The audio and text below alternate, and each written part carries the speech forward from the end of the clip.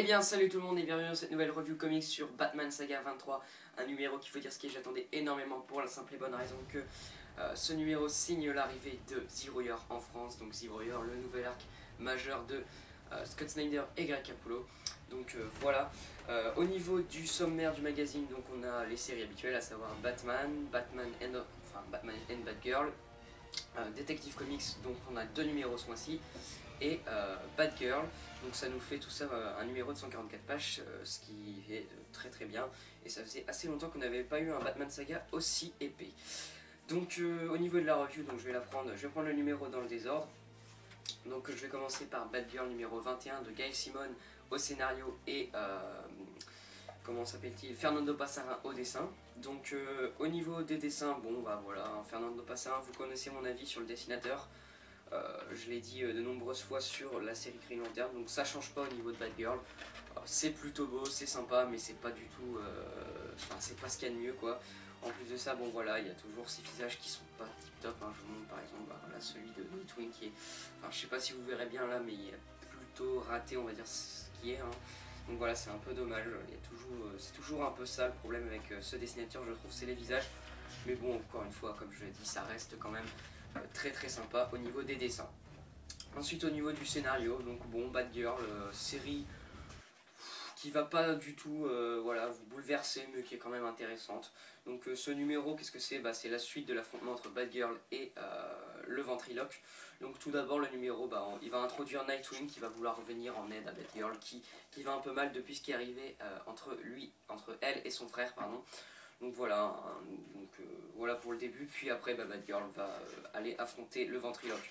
Bon, le scénario en lui-même est vraiment pas foufou, hein, il est très très basique, enfin voilà, ça va pas vous scotcher, etc. Mais bon, l'écriture reste tout de même, je trouve, assez maîtrisée, donc voilà, la psychologie de Batgirl est plutôt sympa, enfin voilà, le comportement, etc. est plutôt bien maîtrisé, puis l'ambiance est assez intéressante, surtout dans la partie comme celle-ci, voilà, c'est assez glauque, etc. Donc bon, honnêtement, voilà, c'est un petit numéro sympa, voilà, comme le mois dernier en fait, c'est sur la même lancée. Donc pour moi, Batgirl numéro 21, ça sera un 3,5 sur 5, parce que voilà, c'est bien, mais sans plus, hein, une série qui reste sympa.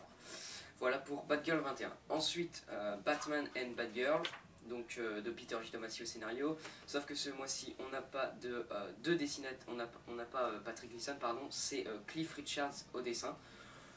Donc bon, au niveau des dessins, bon c'est bien, mais sans plus quoi. À côté de Gleason, voilà, c'est pas, voilà, il y a pas, personnellement moi si je devais choisir, c'est sûr que ça serait Gleason à 100%, mais après voilà, je vous dis, ça reste quand même de beaux dessins, faut dire ce qui est. Je vous montre voilà, quelques planches, c'est sympa, donc bon, voilà, de dessins très très sympa, mais qui va pas non plus, voilà, donc, qui va pas, enfin voilà, des dessins sympas mais sans plus quoi. Et ensuite au niveau du scénario et de l'écriture, bon là c'est pareil, c'est toujours aussi bien maîtrisé je trouve, la caractérisation des personnages est très très bonne. Donc là c'est Batgirl qui va vouloir venir en aide à Batman suite à ce qui s'est passé avec Damian. Donc voilà, un numéro très intéressant qui nous montre encore une fois un Batman complètement bouleversé, très très violent, faut dire ce qui est, hein, même avec ses alliés, qui veut pas d'aide, qui veut régler ses problèmes tout seul. Donc voilà, c'est vraiment très très maîtrisé à ce niveau-là, l'écriture est vraiment excellente. Donc voilà, si vous aimiez ce que donnait la série jusque-là, c'est-à-dire depuis que Damian n'est plus là, vous allez toujours autant aimer ce numéro. Voilà, le petit regret sur le numéro, c'est que Gleason n'est pas là, mais bon bref, c'est pas trop grave, hein, c'est tout. C'est juste le temps d'un numéro. Donc voilà, pour moi, Batman and Batgirl 21, ça sera un 4 sur 5, un bon numéro, très sympa et très bien écrit. Donc voilà, j'ai rien à dire là-dessus.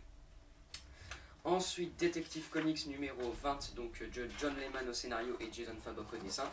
Donc là, niveau du dessin, c'est du très très lourd, c'est Jason Fabok, il est vraiment juste incroyable. Enfin, regardez-moi ces planches, c'est du grand boulot à ce niveau-là, j'ai rien à dire. Ce dessinateur est vraiment excellent, enfin moi je le trouve vraiment phénoménal, je le trouve. Il y a des planches vraiment sublimes. Donc là-dessus, il n'y a pas à réfléchir, c'est Jason Fabok, c'est magnifique. Donc déjà c'est un très très bon point pour le numéro. Et ensuite donc niveau scénario et écriture, donc ce numéro signe la conclusion de l'arc avec le pingouin empereur. Donc c'est l'affrontement final entre Batman et le pingouin empereur. Donc un affrontement voilà qui va pas, vraiment action quoi, il y aura pas beaucoup de, il y aura pas d'enquête dans ce numéro, donc voilà, donc c'est peut-être le petit regret, mais après bon voilà, faut bien un affrontement final. C'est très très beau, c'est bien écrit, c'est sympa quoi. C'est sûr que le scénario est pas hyper, enfin voilà, pas hyper novateur, mais bon, ça reste quand même du très très bon je trouve. Donc voilà, un bon numéro je trouve, très intéressant, très beau. Donc pour moi, Detective Comics 1 ça sera un 4 sur 5. Parce que voilà, j'adore cette série depuis que Jason Fabok et Lehman ont repris la série. Ensuite, donc comme je le disais, on a un deuxième numéro ce mois-ci, donc Detective Comics numéro 21 de John Lehman au scénario, et là malheureusement c'est pas Jason Fabok, c'est Scott Eaton, donc bon voilà, niveau dessin là on perd quelque chose. Bon, c'est pas moche, mais voilà, à côté de Jason Fabok, c'est sûr que c'est moins beau quoi. Bon, on a quand même des planches très très réussies comme celle-ci, mais voilà, comme je le disais, hein, entre lui et Jason Fabok, il n'y a pas à réfléchir quoi. Jason Fabok est largement meilleur, mais bon, on juge sur le numéro là, c'est quand même du très très lourd, donc là-dessus c'est plutôt un bon point. Et ensuite niveau scénario écriture, donc là bon, un numéro voilà de transition après un arc assez long, j'ai bien aimé. Donc c'est tout simplement une assassin que Bruce Wayne avait rencontré lors de son voyage initiatique de 7 ans avant qu'il rentre à Gotham, qui va revenir donc, à Gotham pour tuer Bruce Wayne. Et donc voilà, et dans ce numéro on va rencontrer Harper Row que jusque là on voyait que dans la série Batman, donc qui bien évidemment va vouloir venir en aide à Batman. Donc un numéro plutôt sympa, qui va pas bouleverser la série, mais qui reste très très honnête. Donc pour moi, ce Detective Comics 21, je lui mettrai un 3,5 sur 5. Une bonne lecture, mais qui ne va pas vous bouleverser quoi. C'est sympa, mais sans plus, comme la série Batgirl. Voilà pour Detective Comics 21, et là on finit avec, on va dire, le numéro que j'attendais le plus, que je pense pas que pour moi, donc Batman 21 à savoir, donc scénario de Scott Snyder et dessin de Greg Capullo. Donc voilà, ça y est, il est enfin chez nous, Zero Year. Donc, qu'est-ce que j'en ai pensé de ce Zero Year, donc tout du moins le premier chapitre. Globalement, j'ai vraiment adoré. Je vais commencer donc par les dessins. C'est vraiment du très très beau, je trouve. Enfin, c'est Greg Capullo, quoi, voilà. C'est sublime à ce niveau-là, j'ai rien à dire. C'est du vraiment incroyable. En plus de ça, comme je le disais, on a un nouvel encreur et je trouve que le boulot est encore plus impressionnant. Donc là-dessus, j'ai rien à dire. Les dessins sont vraiment sublimes. C'est du grand Greg Capullo. Ce dessinateur est vraiment incroyable, je trouve. Donc pour moi, j'ai vraiment kiffé les dessins de ce numéro, quoi. Enfin, franchement, Greg Capullo, à chaque fois je me dis il pourra pas plus m'impressionner, et à chaque fois bah voilà, il nous ressort un numéro plus beau que le précédent. Donc là-dessus, franchement, c'est une tuerie monumentale ce numéro en termes de dessin. Mais pas qu'en termes de dessin, parce que le scénario est aussi très très bon. Donc qu'est-ce que va raconter ce numéro? Donc Zero Year, pour savoir ce que c'est, hein, parce que je ne l'ai pas expliqué jusque là. Donc en fait, Scott Snyder et Greg Capullo s'attaquent cette fois aux origines de Batman, c'est-à-dire qu'ils vont ils vont faire revenir Batman dans le passé, et vont tout simplement nous raconter ses premières années à Gotham. Donc voilà, donc le numéro commence 6 ans auparavant, où on voit une Gotham détruite, en ruine un peu, avec ce qui semblerait avoir lieu une catastrophe naturelle.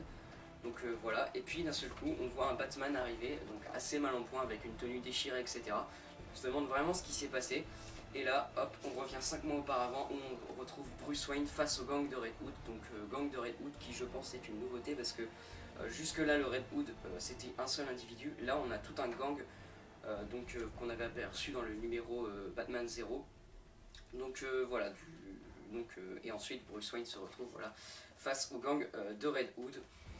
Donc voilà pour vite fait le scénario, je rentre pas en détail, je vous laisse vraiment découvrir, mais globalement j'ai adoré, c'est du très très bon, c'est très bien écrit, les dialogues sont toujours aussi bons, voilà, c'est du Scott Snyder, je trouve ça vraiment très très bon à ce niveau-là.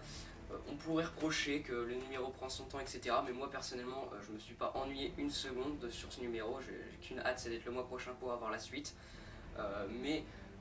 Bon, j'ai envie de leur dire à ceux qui ont trouvé le numéro un peu longué, l'arc Zero Year va durer 12 numéros si je me trompe pas, donc soit un an, bien évidemment que ça va pas commencer directement dans le feu de l'action, il faut le temps que Scott Snyder pose son intrigue, ses personnages, etc. Donc bien évidemment que tout de suite ça va pas commencer dans le feu de l'action. Donc c'est sûr que si vous avez trouvé un peu le numéro un peu longué, bah c'est peut-être pour ça. Mais après, comme je vous dis, moi personnellement je me suis pas ennuyé du tout sur ce numéro. Donc je vais éviter de parler pendant 3 heures du numéro.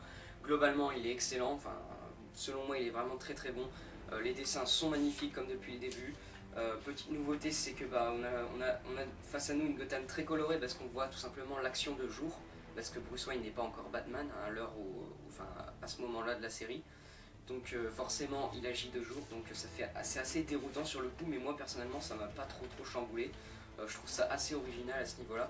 Donc là-dessus j'ai rien à dire, c'est du très très beau. En plus de ça, comme je le disais, voilà, c'est du Scott Snyder, du bon Scott Snyder, même du très bon. C'est bien écrit, les dialogues sont excellents, l'intrigue qu'il met en place est vraiment très bonne. Donc voilà, pour moi Batman 21 c'est une réussite, je lui mettrai un 4,5 sur 5. J'ai adoré ce numéro, voilà, je suis très impatient d'être le mois prochain pour avoir la suite de Zero Year. Donc voilà, j'en ai fini pour la review de Batman Saga 23.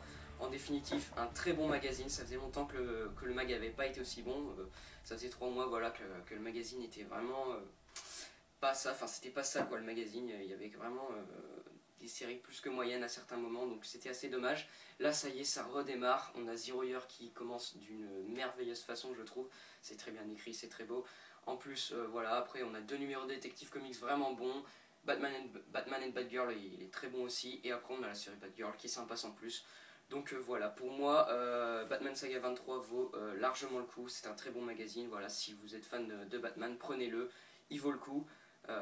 Il y a vraiment de bonnes séries, donc voilà pour mon avis sur ce magazine. Donc je vous dis à la prochaine pour une review comics ou un chat comics info, je sais pas vraiment encore. Mais si c'est une review comics, ça sera soit sur Justice League Saga 6 ou Superman Saga 4. Donc voilà, si c'est des revues comics, ça sera sur ça. Donc voilà, je vous dis à la prochaine, soit pour un chat comics et info, soit pour une review comics. A plus tout le monde.